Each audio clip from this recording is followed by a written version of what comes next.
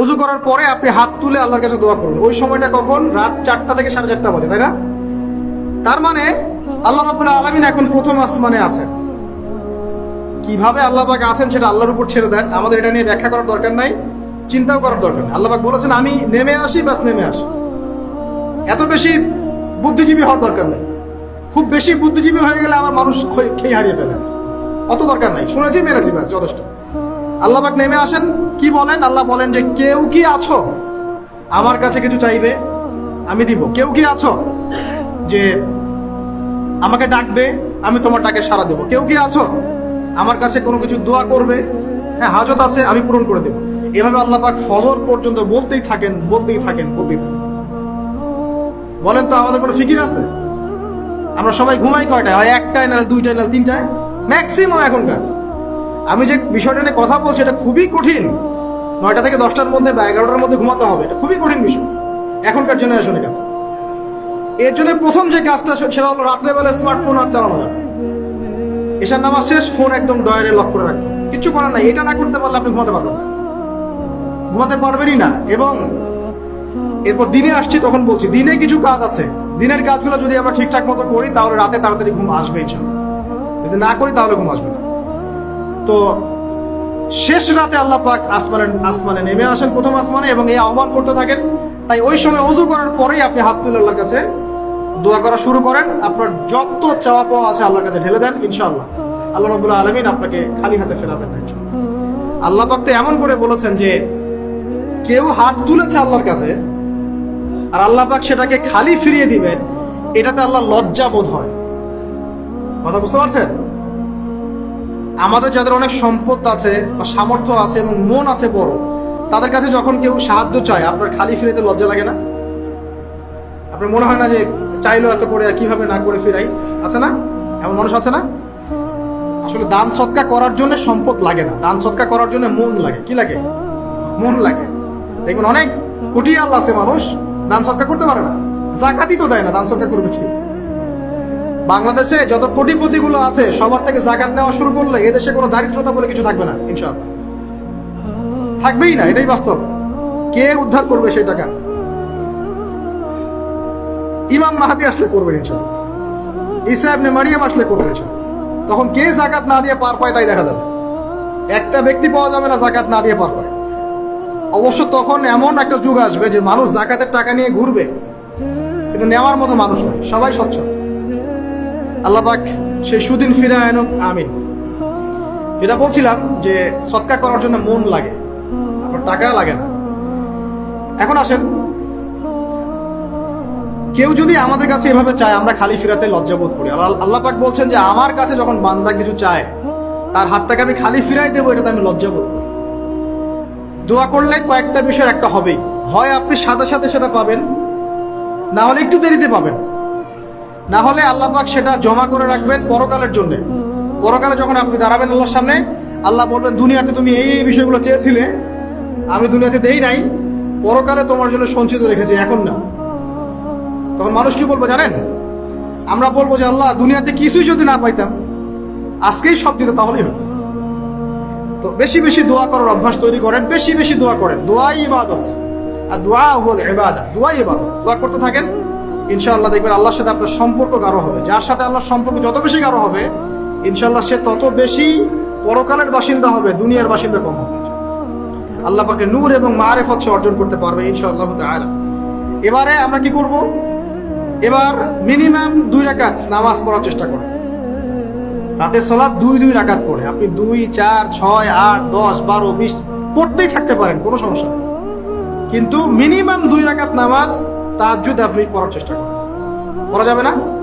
আর নামাজটাকে তাড়াহুড়া করবেন না, কাইন্ডলি আল্লাহর ওয়াস্তে তাড়াহুড়া করবেন। রিল্যাক্সে কেরাত করেন, রুকুতে সময় দেন, সেজদায় সময় দেন, 2 সেজদার মাঝখানে সময় দেন, শেষ বৈঠকে দোয়াগুলো করেন, তারপর ধীরে স্থির ভাবে সালাম ফিরান, হাত তুলে দোয়া করেন, সময় দেন। কারণ আমি কি বলছি, সূরা জারিয়াতের 56 নম্বর আয়াতে আল্লাহ পাক বলেছেন দুনিয়াতে পাঠিয়েছি শুধু আল্লাহর ইবাদত করার জন্য। তো যে কারণে এসেছি এটাতে এত তাড়া কিসের? অনেক মসজিদে নামাজ পড়লে মনে হয় ইমাম সাহেবকে বলি যে আপনার কি পেশাব পায়খানার চাপ নিয়ে নামাজ পড়ান? এমন অনেক মসজিদে নামাজ পড়েছি, মনে হয় ইমাম সাহেবকে ডেকে একটু কানে কানে বলি যে ভাই আপনার কি পেশাব পায়খানার চাপ আছে? মানে 4 রাকাত নামাজ 3 মিনিটে শেষ, 4 রাকাত নামাজ 4 মিনিটে শেষ, এত তাড়াহুড়োর কি আছে? হ্যাঁ, জামাতে নামাজ সংক্ষিপ্ত করতে হয়, তাই বলে কি এত সংক্ষিপ্ত নাকি? রুকু করার টাইম পাওয়া যায় না, সেজদা করার টাইম পাওয়া যায় না? নামাজে ধীর স্থিরতা এবং খুশু খুজুটা খুব ইম্পর্টেন্ট। নামাজে কোথায় হাত বাঁধলেন এটা নিয়ে তর্ক না করে, নামাজের একাগ্রতা মনোযোগ কতটুকু আসছে এটা নিয়ে তর্ক করা। ভিতরের রূহটাই আসল, আধ্যাত্মিকতাটাই আসল। হ্যাঁ, একজন ভাই হাত বেঁধেছে মনে করেন এখানে, কেউ বেঁধেছে এখানে, এটা নিয়ে ঝগড়া করেন। দেখেন নামাজে কতটুকু ফোকাস, মনোযোগ কতটুকু থাকছে, কতটুকু নামাজে আপনি দোয়া করতে শিখছেন, সেজদায় আল্লাহকে পাইতে শিখছেন। নামাজ পড়ে কি ফিল হচ্ছে যে আমি আল্লাহর সাথে কথা বলছি, আল্লাহ আমার কথা শুনছেন? আমরা তো মেকানিক্যাল নামাজ অভ্যস্ত এখন। মানে দুনিয়ার কাজের চাপ এত বেশি, জাস্ট মসজিদে যাবো, ঢুকবো, বেরো, চলে আসবো, হাজিরা দিতে আসছি মনে হয়, সিগনেচার করবো, চলে যাবো, ভাবটা এমন।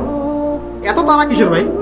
বাবা খলাকতুল জিন্না ওয়াল ইনসা ইল্লা লিয়াবুদুন, শুধু ইবাদত করার জন্যই সৃষ্টি করেছে তোমাদেরকে। তো মসজিদে তো তাড়াহুড়া কেন? রিল্যাক্স থাকেন, মসজিদে রিল্যাক্সে নামাজ পড়েন, সময় নেন।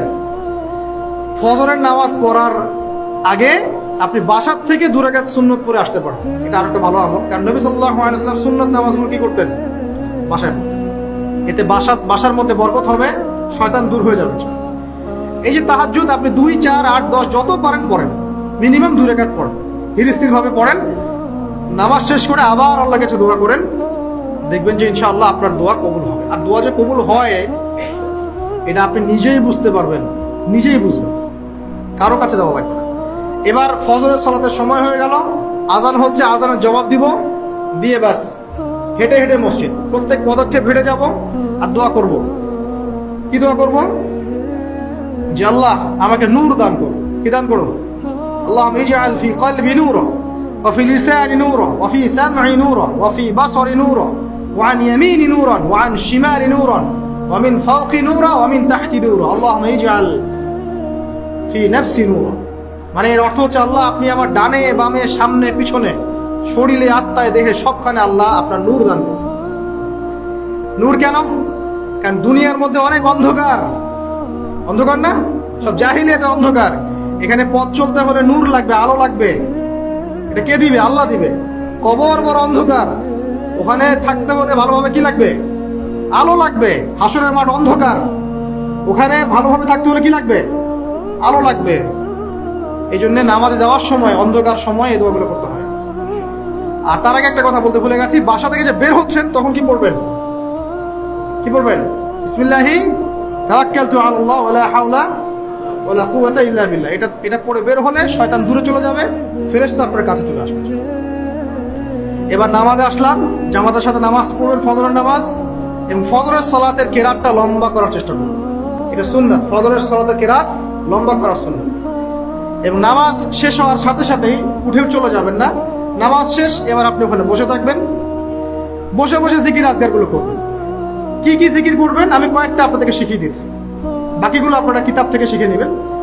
সালাম ফেরানো শেষ, প্রথমে একবার আল্লাহু আকবার, তারপর 3 বার আস্তাগফিরুল্লাহ আস্তাগফিরুল্লাহ আস্তাগফিরুল্লাহ। এরপরে পড়বেন আল্লাহুম্মা আনতাস সালাম ওয়া মিনকাস সালাম তাবারাকতা ইয়া যাল জালালি ওয়াল ইকরাম পড়বেন। তারপর আল্লাহুম্মা আইন্নি আলা যিকরিক ওয়া শুকরিকা ওয়া হুসনি ইবাদাতিক। এরপরে পড়তে পারেন আয়াতুল কুরসি, যেটা একটু আগে বলেছি, তাসবিহাত সুবহানাল্লাহ আলহামদুলিল্লাহ আল্লাহু আকবার 33 33 33, পরে কালিমা শাহাদা, অথবা 10 10 10 ও পড়ার দলিল আছে।